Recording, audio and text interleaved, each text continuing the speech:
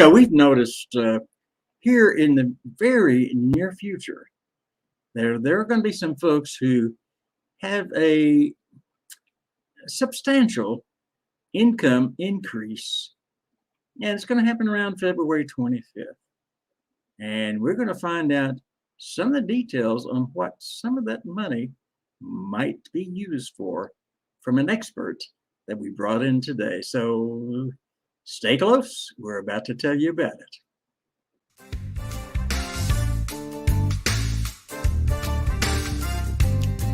This is the Swarm Unplugged podcast, where we introduce you to the best and the brightest in the crypto universe. With thousands of ideas to learn from people in all areas of crypto, we want to explore as many as possible. I'm Christopher Knight, so let's get started.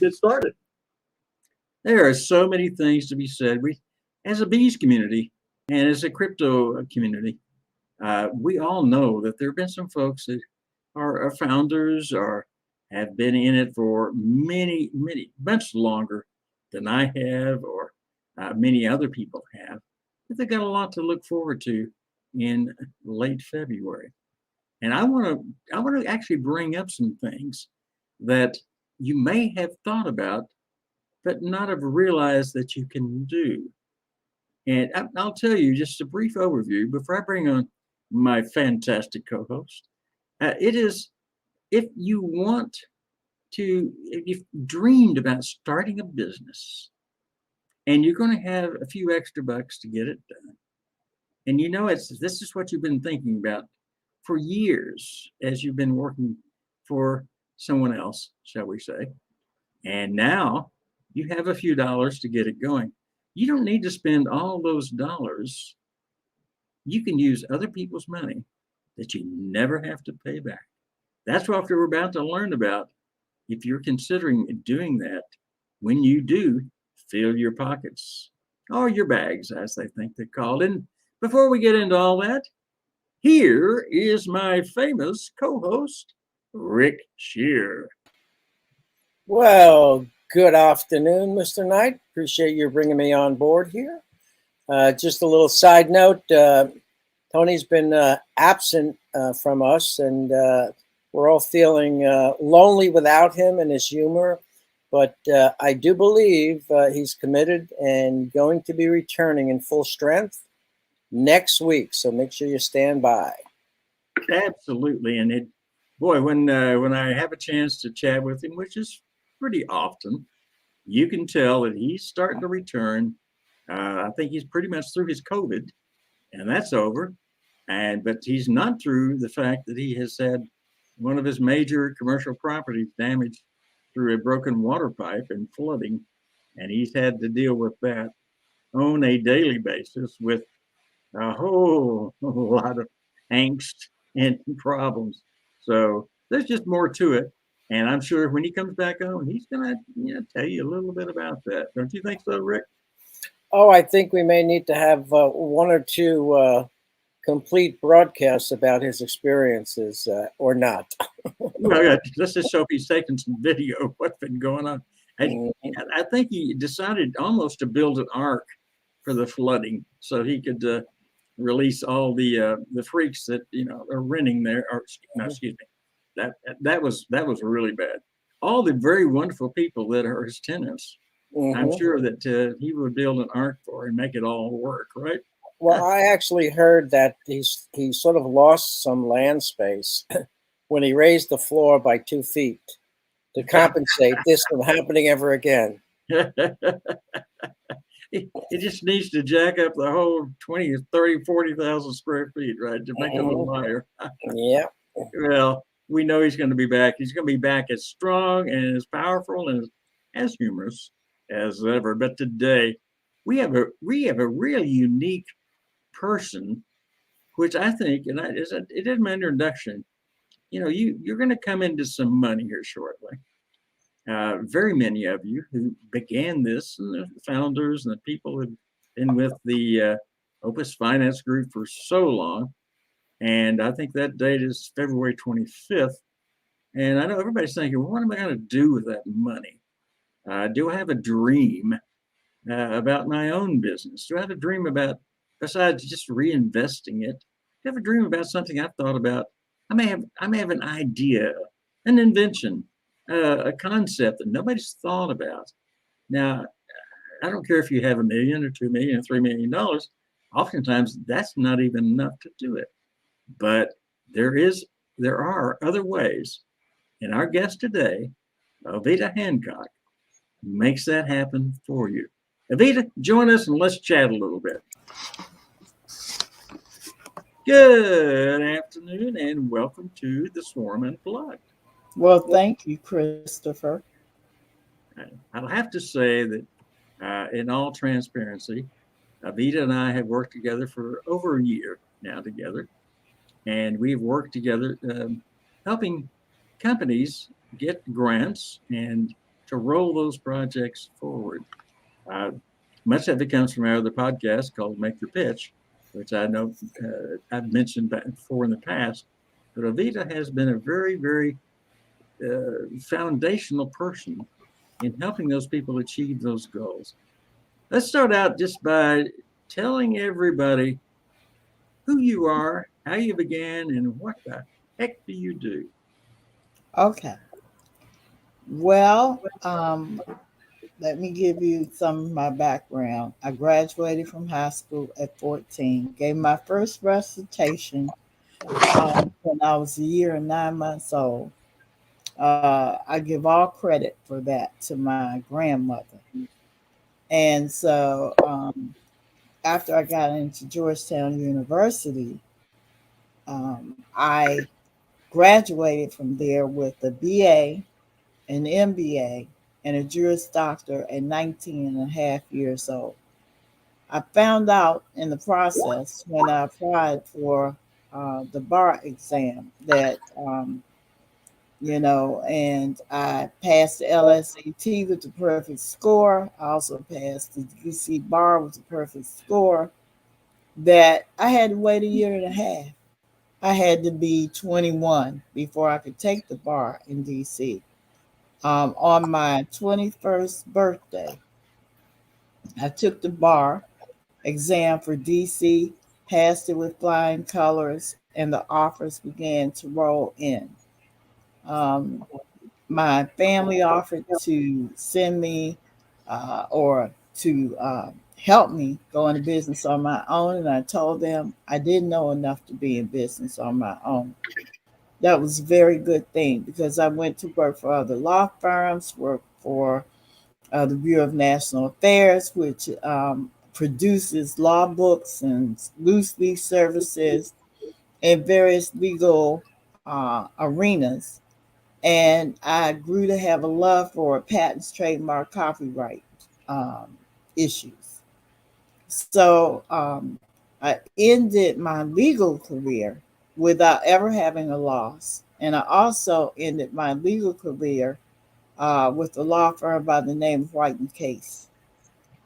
And I was my specialty was intellectual property protection as well as business law. I worked for 50 of America's major corporations, Fortune 100, Fortune 500, and Global 2000, 50 of them. And at that point, I decided that I wanted to share some of the things that I had learned and my experiences in helping people grow their business.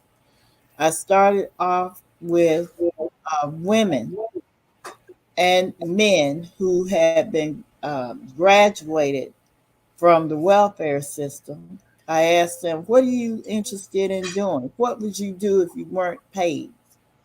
They told me, and all of those folks, today, as of today, 40 women and 8 men, they told me what it was they wanted to do, and they're all still in business. They've all grown in business, and so has their bottom line.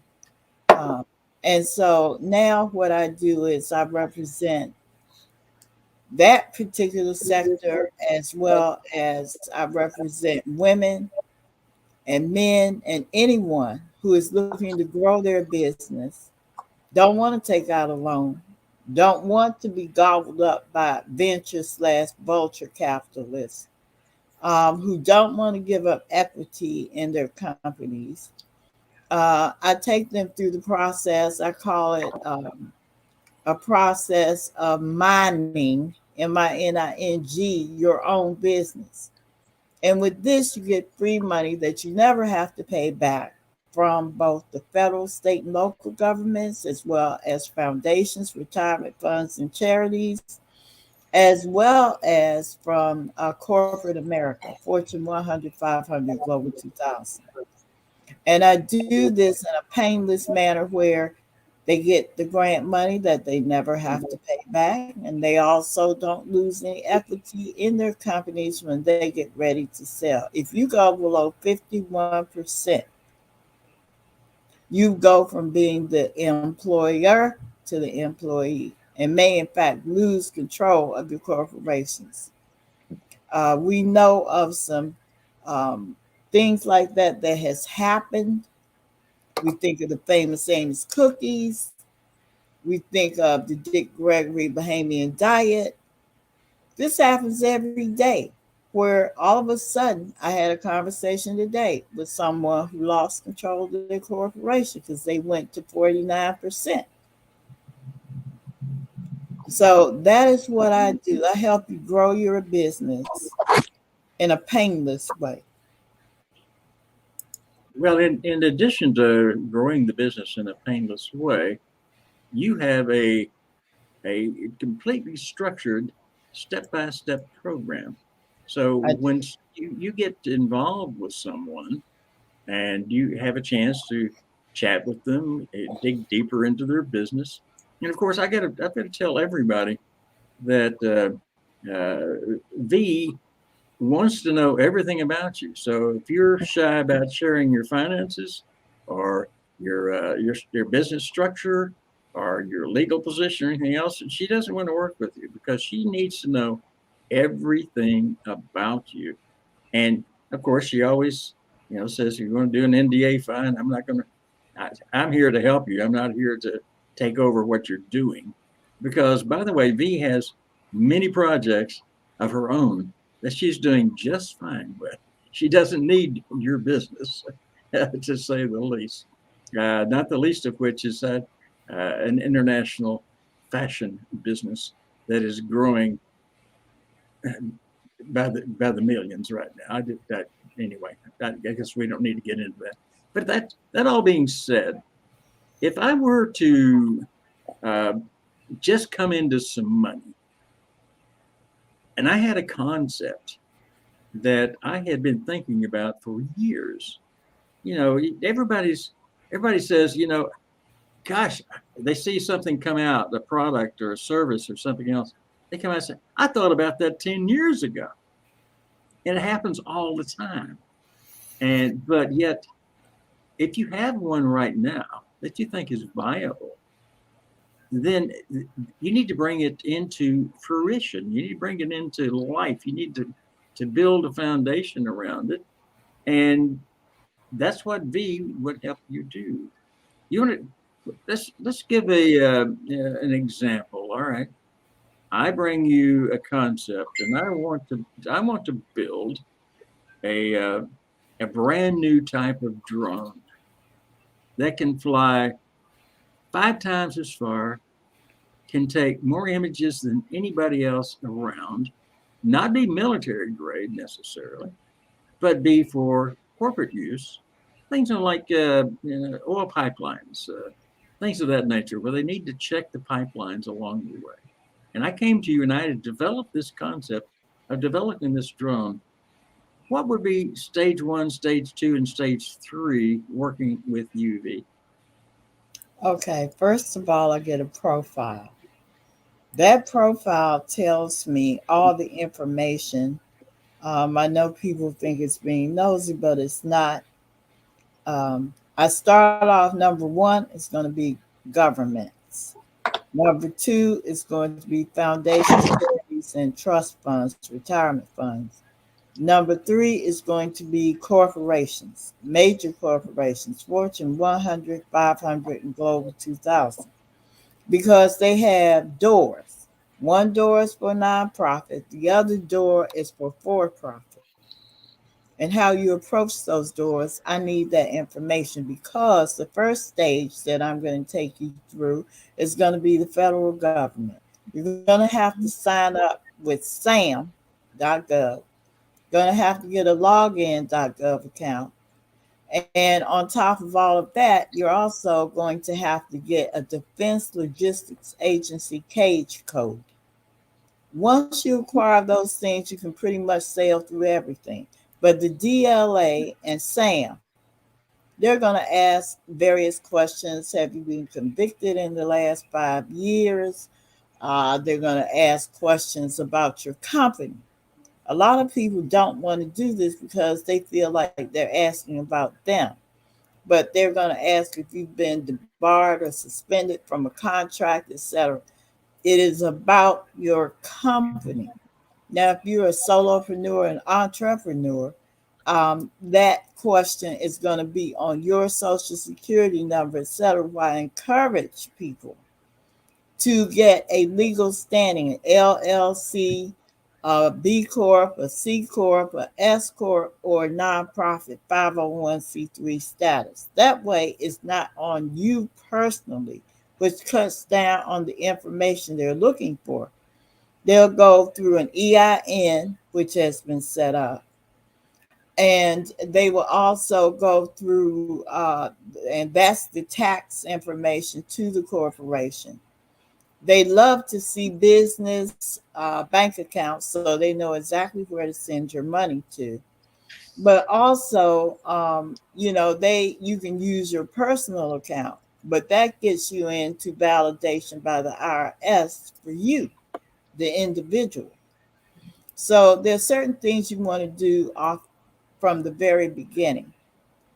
And I help take you through that process. I physically get on with you and I help you to go through that process.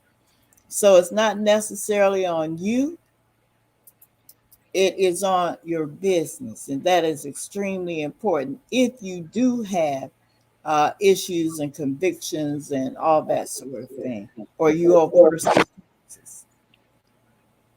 Well, now that being said, then what you're really saying is they are identifying themselves, and people, we use the word KYC, in the process, know your customer, and all these grant people want to know their customers because they are customers in a way, our clients, Exactly. whichever way, and know your client, know your customer, same way KYC.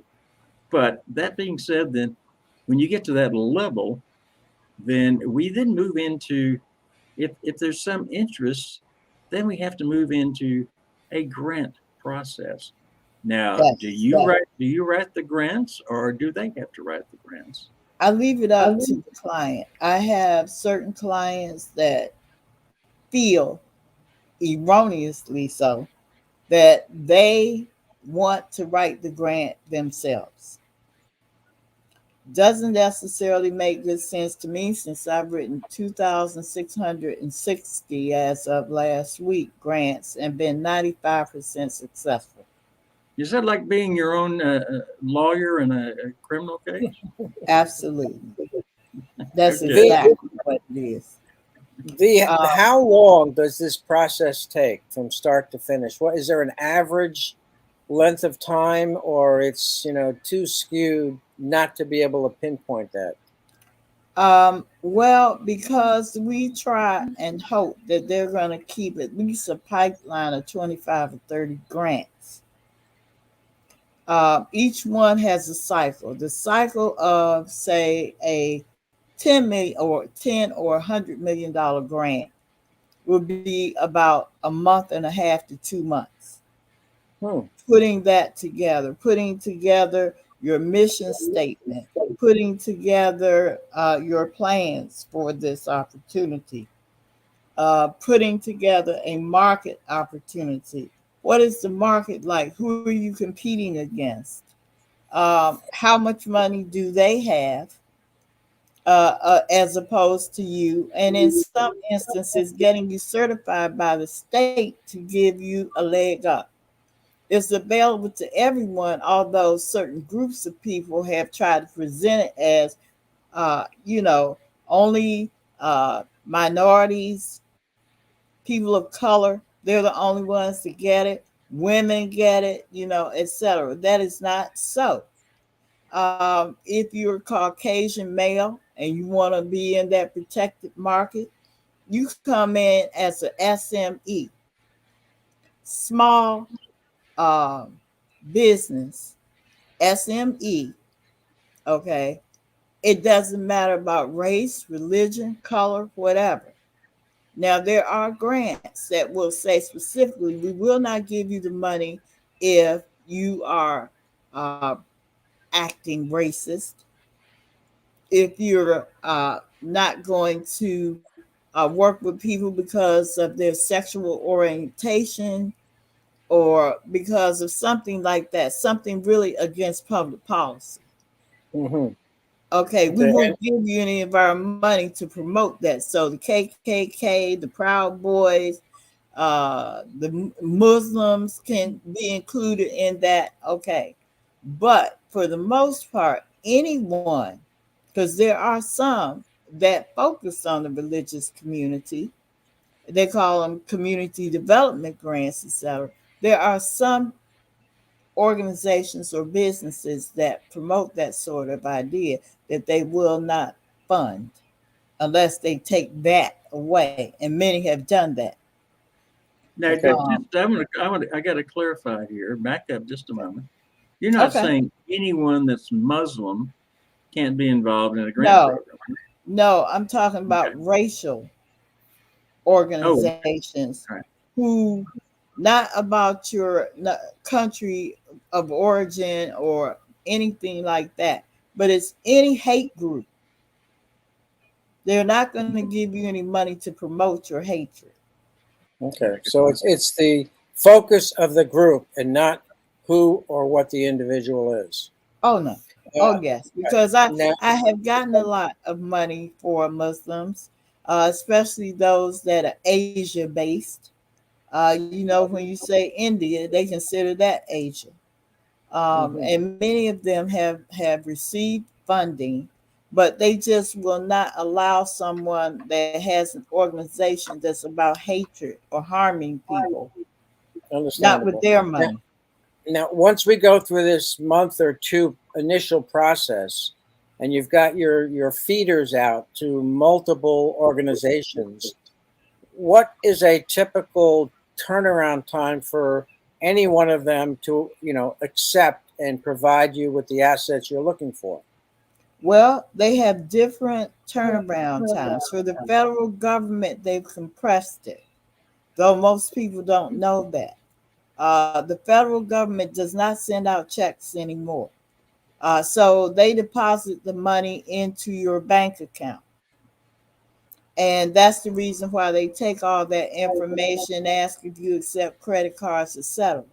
Because Hmm. they can provide you with funding up to a couple of $100,000 just from the government credit card.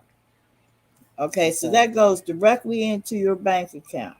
Now, how you draw that down is set by you at what they call an onboarding meeting, meaning they're bringing you on board.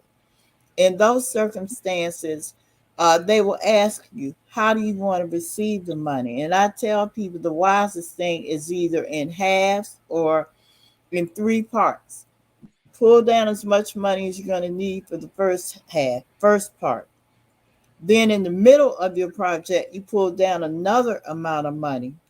And then at the end, when they can see and you provided them with a report of all that you've done and you've met their goals, then you take down the rest of it. Government agencies, foundations, and others think that is fiscally responsible. So you have to be real careful when you do your budgeting for them as to how you're going to have what they call a proof of concept if you're innovating or if you're putting together a program.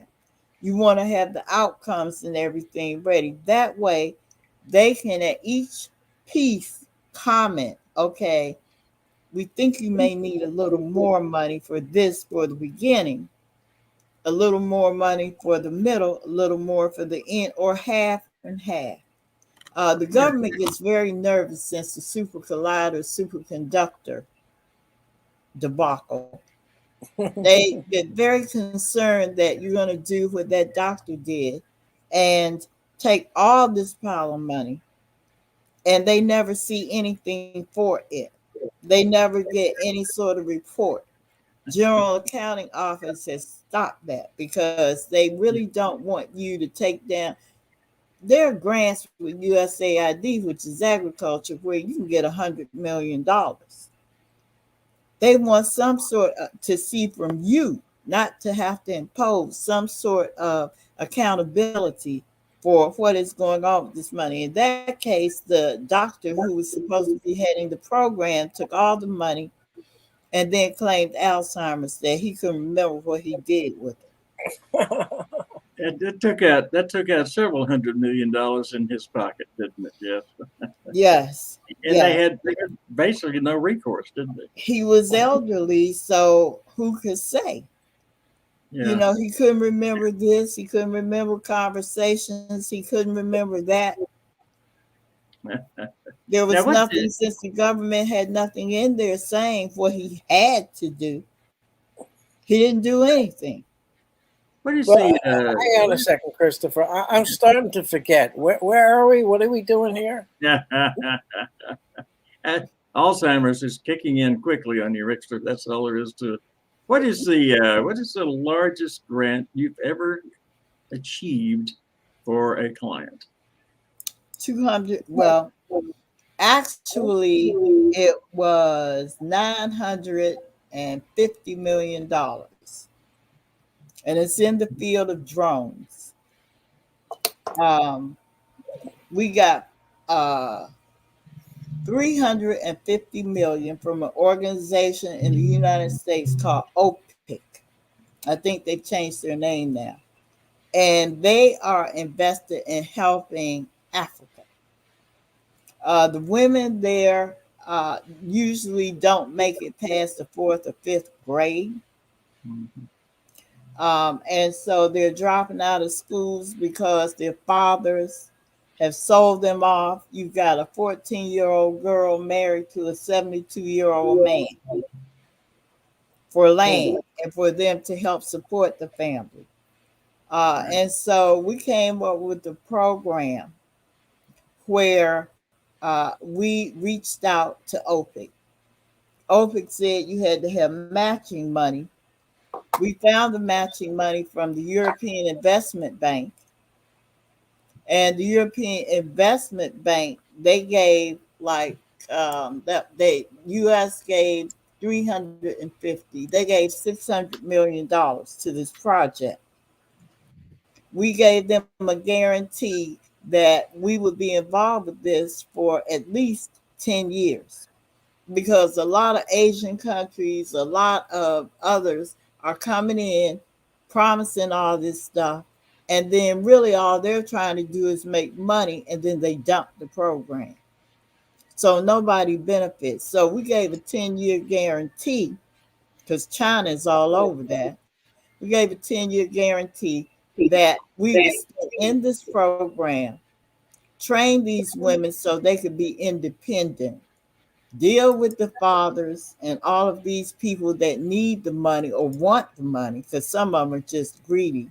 They have multiple daughters. So it's like, I'll sell you to this one, I sell you to that one. And the women have no say-so in it because they're still kids. And so what we're doing is we're going and training them in terms of drone piloting, not only for Africa, but for major corporations. Major corporations are spending $400 billion this year to train people as drone pilots in the United States. The U.S. has set off to the side and become very, very conservative. So we have Japan, we have Australia, we have Canada, whose drone industry is much more utilized and further ahead than we are. We're number 14 in terms of technologies. The U.S. is number 14 from being number one because the people who invest and even the governments are like, oh, we better hold on. And I saw a lot of this happen with super collider, superconductor. But the largest has been that $950 million, where we're building these programs with 5 areas in Africa. Okay. I know. And one of them being in Nigeria, which now is the capital of chocolate. Do you do anything in Sudan? Yes. I am working with, and you know him, John Qatari, Sure. in Sudan to restore their financial arenas. Right. Okay. Now, I know that particular topic on the drones is very near and dear to your heart because it will provide income to people who would never have seen that kind of income in their lives. Really. So, And really, you're totally involved.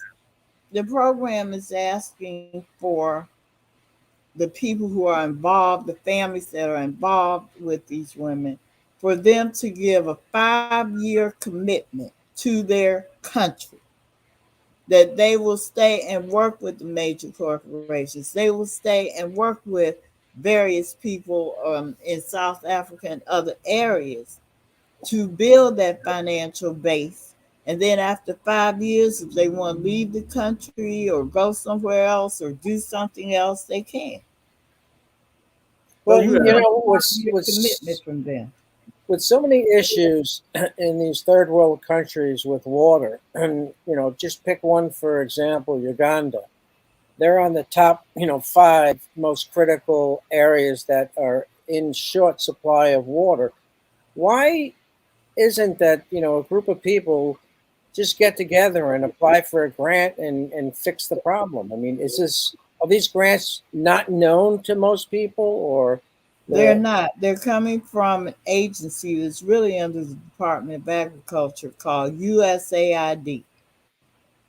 The water issue in those countries, I have a company, thanks to Chris, that I'm working with called Constant Water. Yeah. And they are trying to deal with these problems through USAID rather than EPA. We have huge water loss shortages in the United States, something I didn't know until Christopher brought Constant Water and Jed Walls, and who is Jed's a great man. former, yeah. We have issues here in Mississippi. One would say the Mississippi River is out there, but the water issues are tied to the electricity issues. Even in cities like in Tennessee, in Rhode Island, in places you wouldn't expect, in Arizona and California, when the grid goes down in a lot of these cities, the water goes down too. Interesting. Okay. And during that particular piece, even for hygiene, health, and some people died last year in Texas, those those 24 cases of water does not help. If you're disabled and you can't carry a case of water up your stairs, you can't clean yourself. If you're in a wheelchair, you can't cook. Your hygiene is very important in a lot of different disabilities. You're a veteran and you lost a limb, an arm, or a leg. Those bottles of water, they will keep you alive in terms of drinking water. But in terms of living water, flushing toilets and things like that, it will not help you. You use the whole case to flush the toilet. Yeah, let's go full circle because again, I don't even want to get into your international fashion business, which I know is still kind of under wraps a little bit, but being developed rapidly. And if you may even mention the name of the person that the entire world corporation was purchased from, everybody would recognize it. But we'll let that go for right now. Okay. Just I know that's appropriate at this stage. But let's go in the few minutes we have left on this podcast. Let's go back to the very beginning. We Okay. have people who are about to come into money. Yes. They have ideas. They have Yes. concepts. What's the best way for them to reach you and figure out if maybe there's a way that you can help them not spend that 500,000, that $2 million, and use other people's money? How do they approach you and talk to you about that? Okay. Well, I'm certainly on LinkedIn as Oveda V. Hancock. I'm also involved with a group called M3 Link, where I go around the country and now even into Canada on a regular basis. And I speak on the opportunities. You can also reach me at my email address, Cymoneys, CYMONEYS @gmail.com. And I enjoy talking to people because there's money for everything from before birth to the cemeteries that get money from the federal government, meaning after death. There's money for every single thing that you can potentially think about. Now, you say that, but the question is the crypto area is growing rapidly. Mm-hmm. You're even a holder of Bitcoin, as I understand yourself. So Mm-hmm. you understand Yes, crypto, true. and in that process, if somebody had a new concept in the area of crypto, could they get funding someplace? Yes, they can. They can get funding from the National Science Foundation. Right now, I have a grant from Cisco. It's pretty large to help those that are in the digital piece. There's an organization called Good AI, which is looking for any sort of artificial intelligence, and they give millions for the idea. NSF, the great thing about them is they're giving money for your idea, and they're offering $2 million just for seed funding, meaning you don't have to have a business established, you don't have to have a phone number attached to the business, you don't have to have any of that yet. And how that operates is that they want 3 pages about your innovation, and they will let you know in 3 weeks if this innovation is accepted and requested to go through for a full proposal. Get $256,000 to begin with, and then you work on getting the rest of that $2 million. I can tell you also there's an organization in the federal government and the Department of Defense called DARPA. The reason why we have flash drives and CDs, that idea came out from one person who came up with that and told DARPA about it. And DARPA funded everything. And that's why we have CD-ROMs. America is looking for innovation, something that will move them from number 14 back to number 1. So And you're saying just the concept. You don't yes, have to have a minimal viable product, an no, MVP, no, you don't in have to order to have a get this kind of prototype. funding. And we're Right. not talking about something of course it might have began on the back back of a bar napkin as far as the original thought, but you have to put it into a structure that they can actually see it if it Exactly. has Three meaning to it. pages. Yeah. 3 pages, and they let you know in 3 weeks. And I had 32 clients in 2021 that have been requested to move on and give them a full proposal, which they give you a year to do it. I just have never had a client who's waited a year to potentially get $2 million.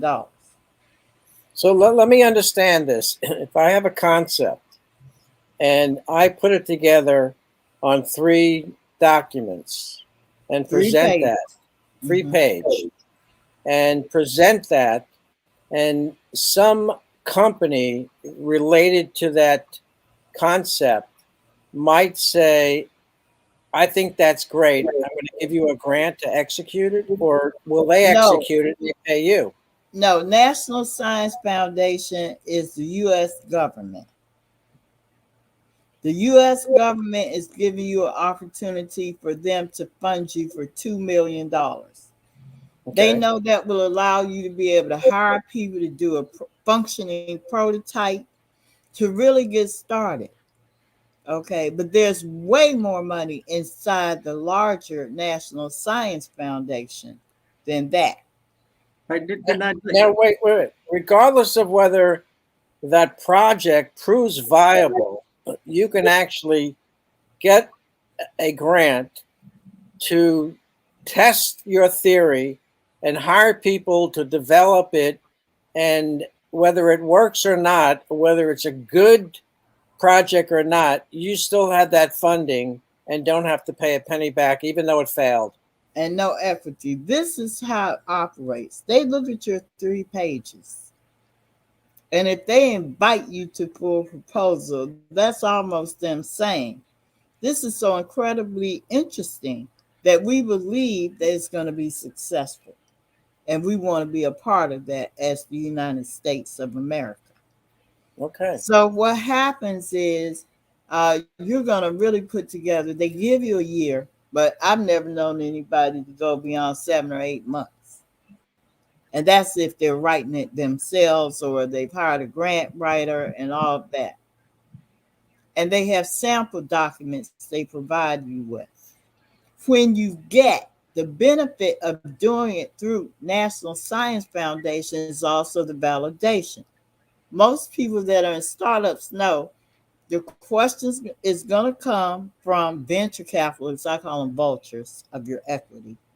But they are the ones that when you go and do your pitch contest or whatever to them, they ask you, have you worked with a university? Is this valid or whatever? Not when you get that $2 million from National Science Foundation. That is worldwide.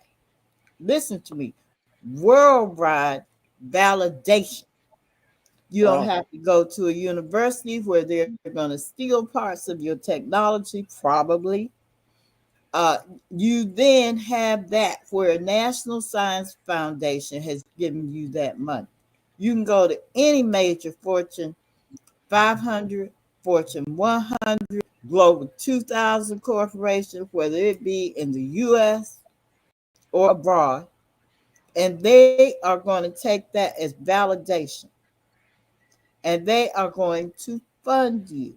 Now, you can get your funding if you are a nonprofit, you get your funding from the nonprofit door of corporations like Coca-Cola.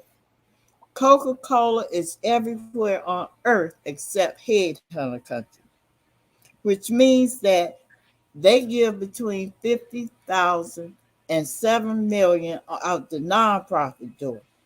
They give hundreds of millions of dollars out of their for-profit side. Introduce you to other people they do business with that can Right. help you and mentor you through that. So if you take a look at, there is a magazine that you don't see at the bookstore or the grocery store, and it's called mbemag.com.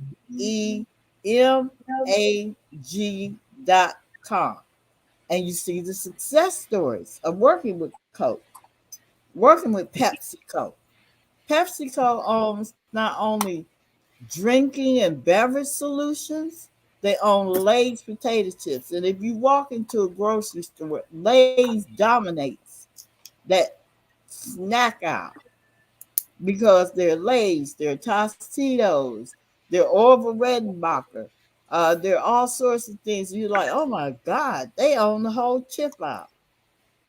And, Okay. And and they they, own other they things. and they all have funding that actually is supported by the U.S. government, and that's a U.S. topic for government another broadcast right now. So with billions. let me ask this is a final question because we are at the end of our podcast Okay. right All right. now. What is the total amount of money that you're aware of in 2022 available for grants? Are we talking millions? Are we talking billions? Are we talking trillions? What are we talking We're about? talking trillions. And that's from the federal government alone. Okay. So that being said, then everyone really has a shot if they're willing to put the time in to make it happen. Right? Yes, you need your federal, your state buy-in. It doesn't matter, whoever it is, you need your state buy-in. And it's a secret organization that you would never think of. It's the one that certifies you as small and disadvantaged, or a woman business, or a disadvantaged woman business, a veteran business, or whatever. The Department of Transportation for every state is the one that certifies you. Isn't that crazy? Oh my God, that is crazy. This That is way, that makes sure that people don't find out. One woman told me, she said, "You're the biggest charlatan I've ever seen." I said, "Why do you say that?" She said, "Because no program like this does not exist." I said, "Well, it's existed ever since Lyndon Johnson and Hubert Humphrey were in the White House." And she's like, "I don't believe it." I said, "Okay." I said, "Well, you take that magazine and take a look at it." The woman called me so apologetic and became one of my best clients. She's like, well. "Why don't Since you they dropped tell us about this? I have an MBA." I said, "I have an MBA and a Juris Doctor too." I never heard one word about this until the then CEO of Coca-Cola came to my office. I asked him, "Where's this $30 billion coming from?" Because I had to defend him in a lawsuit. He looked at me, stood up, and said, "Have a nice day," and walked out of the office. I'm like, I'm not going to a deposition to have them ask about where this money is. So I went to Mr. White, and I said, "I need to use," because they have like 400 or 500 private investigators employed. "I need a couple of your financial private investigators." He said, "Sure." So I contacted them and told them to go find out where this money came from. They came back and said the Minority Business Enterprise Program, now called Supplier Diversity since the George Floyd issues. And I'm like, why does nobody know anything about this? And they're like, well, one reason is because every December 31st, when the corporations say, "We couldn't find enough people to give this money away to, so can we put this to our bottom line for even trying?" They say, "Of course you can." So what incentive is there for any corporation to tell anybody about it unless you stumble across it? there, Why and do you think? that is that. Listen, we need to have an entire program about how all of this comes together. But right now, we're going to have to close it down on this episode. Okay. Well, that was a golden nugget if I've ever heard one. Well, it's the gold. She has more golden nuggets than anybody in this community has ever heard, and it's all about the money. It's all about follow the money. She follows the money. She puts people into those categories to gain that money that nobody knows about, and she's been doing it for years. She has contacts in all of the major corporations because she used to be their counsel at one time or another, and never lost a case for them. So they still can treat her as a very special lady. They And what do. do you want, V? What can we do for you, V? So, all that being said, folks, what you've heard today on this podcast is a lady who has been through the mill. In fact, I think who signed off on your entrance to Georgetown, or was it to the law school? I think it was a president. What was his name? Joseph R. Biden. There you go. Right, because he knew you, and he Yes. thought you were the right person to go there, didn't he? Yes, he did. He knew me since I was 13 years old and worked for Congresswoman Yvonne Brathwaite Burke from California. And so when she reached out to me, we're still friends. And she's about 90 something now.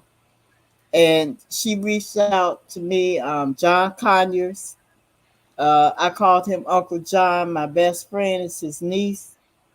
And, at that time, Shirley Chisholm and Barbara Jordan, they were her inner circle.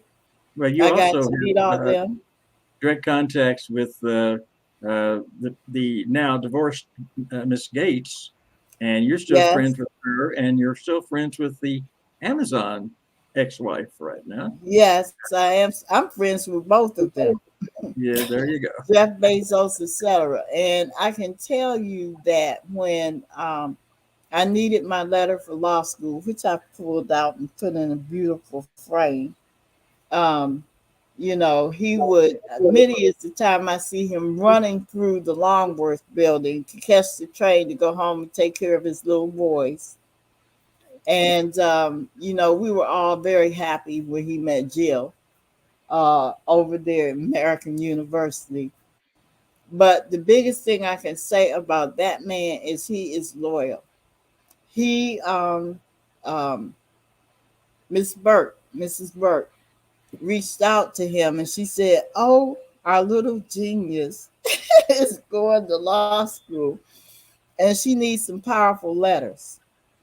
And so he wrote that letter for me and I still possess it. And I appreciate him because a lot of people were resentful and felt like I was too young to be there. Right. Well, But there are many other stories there, but oh, just man. so people know that are listening and will be listening to this podcast, V is connected from years ago all the way up through some of the most powerful people that you could ever imagine, and still maintains those contacts. And that's the reason she's able to help her clients gain what they It need. is. And I have That's two all about. women. I have two women to credit that to. One was Pamela Harriman, Mrs. Harriman, who was married to Averill Harriman. Yeah. And the other one is Margaret Graham, who was the owner of the Washington Post. And I lost both of them in very tragic ways. But there's a reason why. My mother was a widow, raising a small child. And I thank the former head of Georgetown University because he introduced me to them in a very unique manner. And I thank Bessie M. Hyler, who was my mother's church friend, who took him a slice of cake that I had baked for her. He It's true. tasted it. He gave me the address to Mrs. Harriman's home to take Oh, her. Herman. Yes, Pamela Harriman.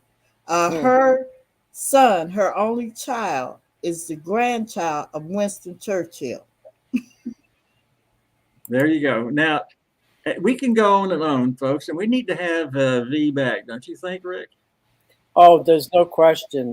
When you say she's connected, I'm visually seeing literally every bone in her body It's going connected. out in a connection sort of ray of light. Exactly. And those of you who, I'll wrap it up like this. Those of you who are thinking about taking a little of your well-earned gains coming up here at the end of February, and you are considering putting some of that into a dream that you've always had, may I make sure that you make contact with Oveda Hancock. And by the way, if you don't haven't written down the information or whatever, V and I work tightly together, so you can contact me, and I'll actually set up a Zoom meeting for all of us to get together on. I do that on a regular basis, and we can make it happen for you, with V being your guiding light along the process. V, thank you for being here. Wait, Christopher, I'd like to add Thank something you to for that. inviting me. I'd like to add something to that. Regardless of whether you're coming into wealth, V and her services can be for somebody that is not, coming into wealth and has an unbelievable idea that they believe in. Let's not exclude them. And let's not only talk about those that might be coming into money that have dreams. All of us have dreams. And that's something that I think we need to keep in focus. And thank you so much for coming today, V. I'm very excited. Thank you, Rick. Want to learn more about what you do. Okay. Right. Thank you, V. Thank you guys for Talk to you inviting soon. me. All right. I don't know, Rick. The possibilities are endless here. Oh my God, endless. I mean, here is a woman that literally has her finger in every pot you can imagine from a financial advantage point that can certainly help so many people that have an idea, have a concept, and are struggling even, how do I begin? Right. If you've got something that you believe in, I think if you do want to move that project forward, I think you definitely need to seek V out and get in touch with her. And I will tell you that, the first thought that somebody has in their mind is, this is going to cost me tens of thousands of dollars to get started with an expert. And a woman like this with that many contacts, I will tell you that is not true. All you have to do is contact her and talk to her, and you will find out that is not even a roadblock in your way to becoming successful. Thank you, Rick, for being on today as the co-host. As you're always, welcome. See you next week, guys. My Buzzy the Wizard. Oh my, folks! I want you to take all this to heart. I've known V for well over a year. We've worked together on many projects together, and I had not had her on here because it just seemed like this was more over into my other business podcasts that I do. But the more I thought about it, the more I know that we have a community of very creative people that are always thinking ahead, beyond, and to the future, whether it be in crypto or other areas. And so I could not resist bringing on this very dear friend of mine, Oveda Hancock, to show to you. Now, join us next time. That's next Wednesday on the Swarm Unplugged. But between now and then, always remember to listen, learn, and give. Thanks for joining us for this episode of the Swarm Unplugged podcast. Be sure to hit the follow button and leave us a glowing comment. Gravitate yourself to be on the podcast so you are the next one to introduce themselves to the Be Social community. See you on the next episode.